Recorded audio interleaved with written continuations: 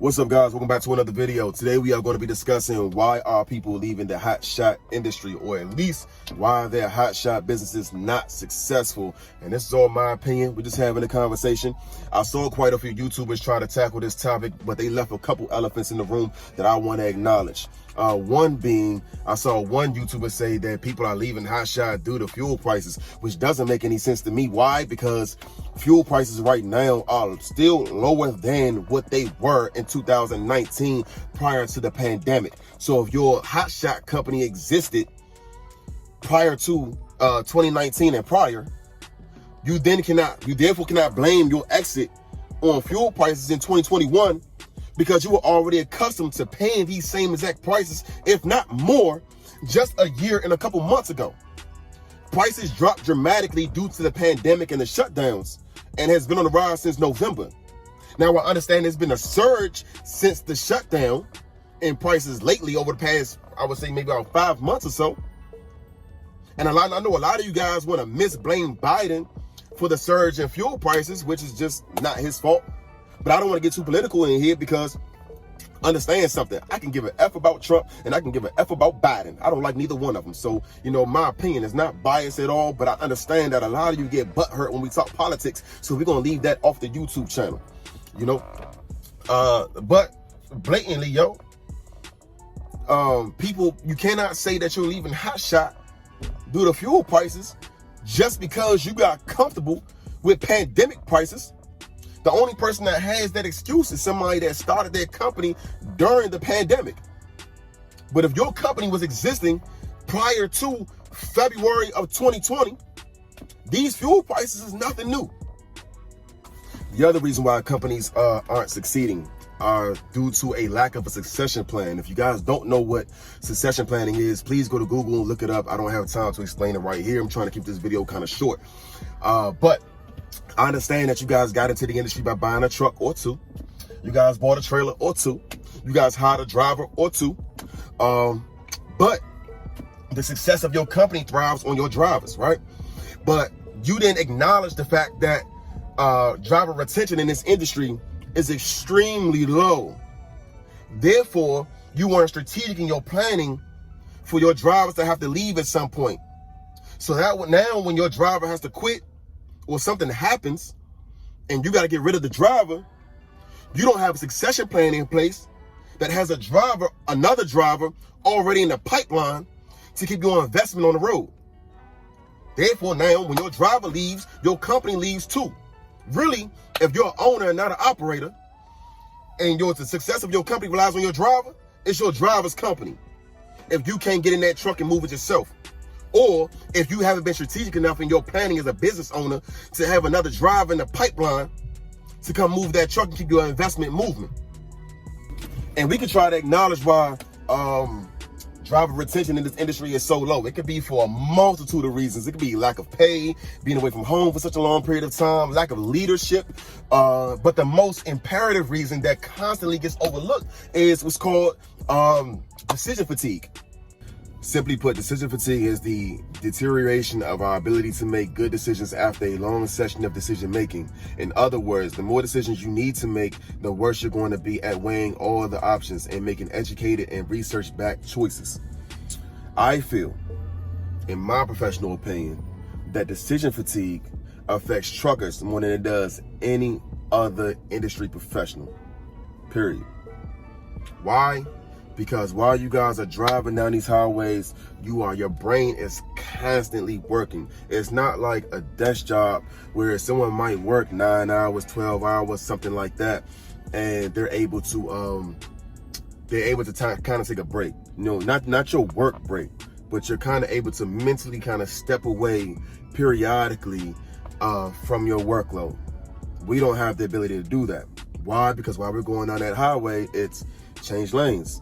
It's speed up, slow down.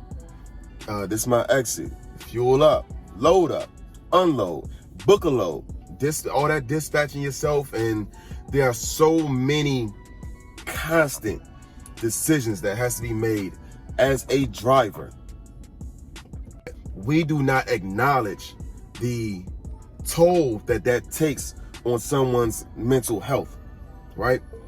it is hard to flex this muscle constantly in the manner that a driver needs to. And that's why driver retention is so low in this industry. It's hard to constantly keep your frontal cortex so active all day long. Let's keep this going. So what's the other reasons that people are leaving Hotshot? Here you go. Because you guys didn't come into the industry the right way. You guys came into it with a lack of savings, right? So if you go back to one of my previous videos, I suggest having 35 grand rather than capital or credit. Doesn't matter, but you got to have at least 35 grand to the side when you want to start a business, right? Especially if you want to get in transportation. But a lot of you guys came into the industry with a lack of savings and try to cut costs on your equipment, and it shot you in the foot. So a lot of people try to get into the industry all the time, man. They get mad, upset with me when they be like, yo, what kind of truck and trailer should I buy? And I'll be like, a new one. Doesn't really matter. As long as it's new and it got some warranty left on it, it got a lot of warranty left on it, you're good. A new one. But a lot of guys, you know, be like, yo, I'm gonna go buy me a 2002 F350. You know, I'm gonna go buy me a 1999 Dodge Ram or something of that sort, and I'm gonna get into hotshotting because it has a low barrier to entry. And because it has a low barrier to entry, I want to make it even cheaper, which doesn't make any sense to me. I made the same mistake though. I made the same mistake. It was my partners more so wanted to make that mistake, but we made the same mistake. But hotshotting has a low barrier to entry. And if you guys want to get into it with the cheapest truck you can find, with the cheapest trailer you can find, and let me know how much sense does it make to own a trucking company, but then be cheap on the truck. That's your specialty. You in business about the truck, but you want to cut costs on trucks. That don't make no sense to me. Go blow the bag on a truck and save your money everywhere else. But what happens is you guys done bought your little 2001 F350, and it might have been clean. You know, it might have been a good daily driver for you. It might have been a reliable truck before you put a trailer and 10,000 pounds behind it. But guess what? You try to cut costs with buying the cheapest truck you can find. You didn't have a savings together. And I'm speaking fictitiously. I'm not talking to anybody directly. But when that truck broke, right? When that turbo went out, when that motor broke, when that transmission went, when that differential went, you therefore did not have the capital to get the truck fixed, or at least to constantly get the truck fixed, because you might have made it past the first breakdown. You know, when the transmission went, you might have got the trans fixed, but then, you know, 3 months later when the motor blew, then it's like, yo, I don't have the capital to keep doing this. And why don't you have the capital? Because you came into it without a savings, and because with your,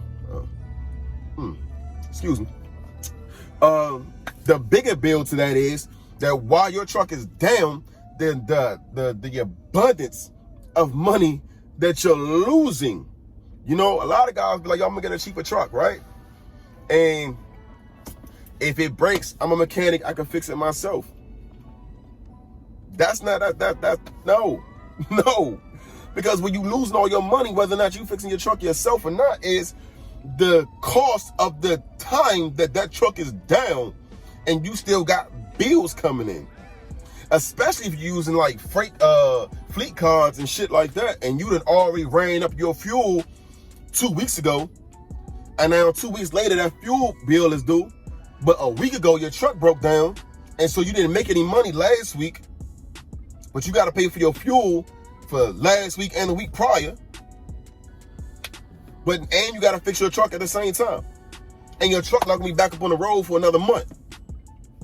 And so by now you probably don't got no truck note, but now you still got insurance that needs to come out with any other bills that you got in your personal life or whatever, man.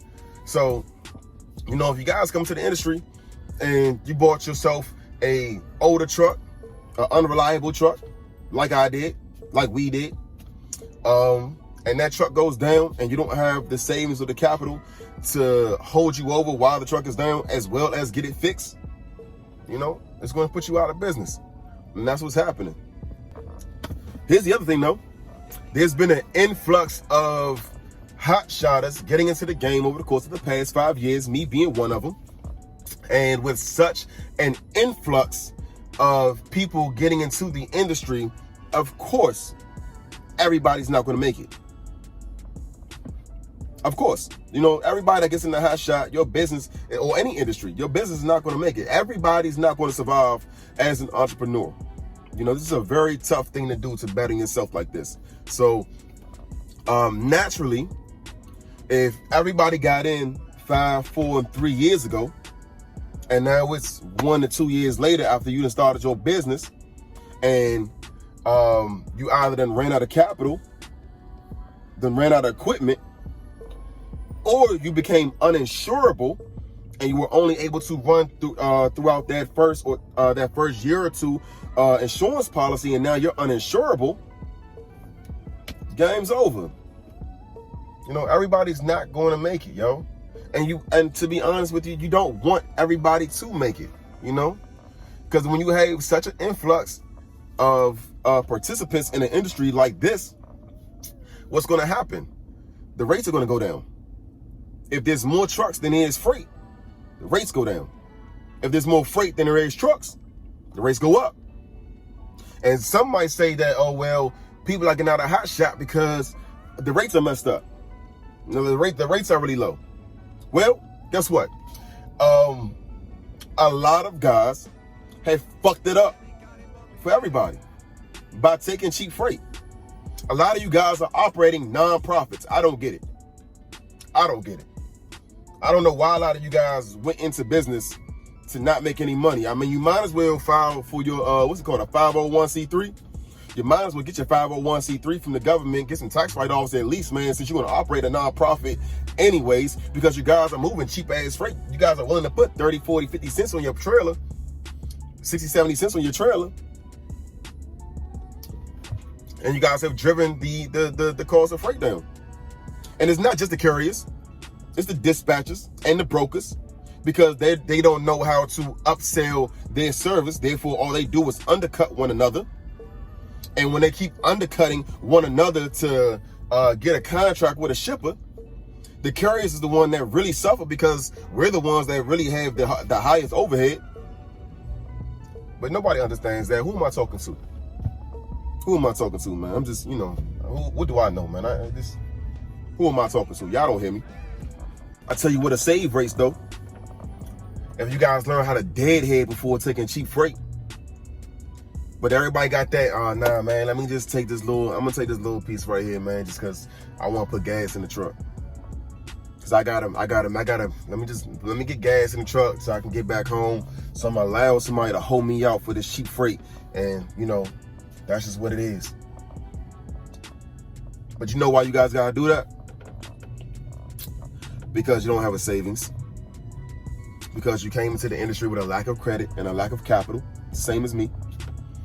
Therefore, you can't afford to deadhead over taking cheap freight. But guess what? I don't care if I can afford it or not. I'm not working for free. It's not happening. The Marathon is not a nonprofit. We don't have our 501c3 like some of you guys that want to be out here and making no money. We going deadhead before taking cheap freight. But anyways, look, I know this wasn't a pep talk. I know this wasn't a motivational speech. This might not be what you guys wanted to hear, but this was the beginning of a conversation that needs to be had. One of many conversations that needs to be had. Yo, I know a lot of YouTubers get on here, man, and they try to sell you this hotshot dream, like y'all gonna get in a hotshot and everybody gonna make it, and everybody gonna get $1 million, and it's gonna change your life. And it's not that.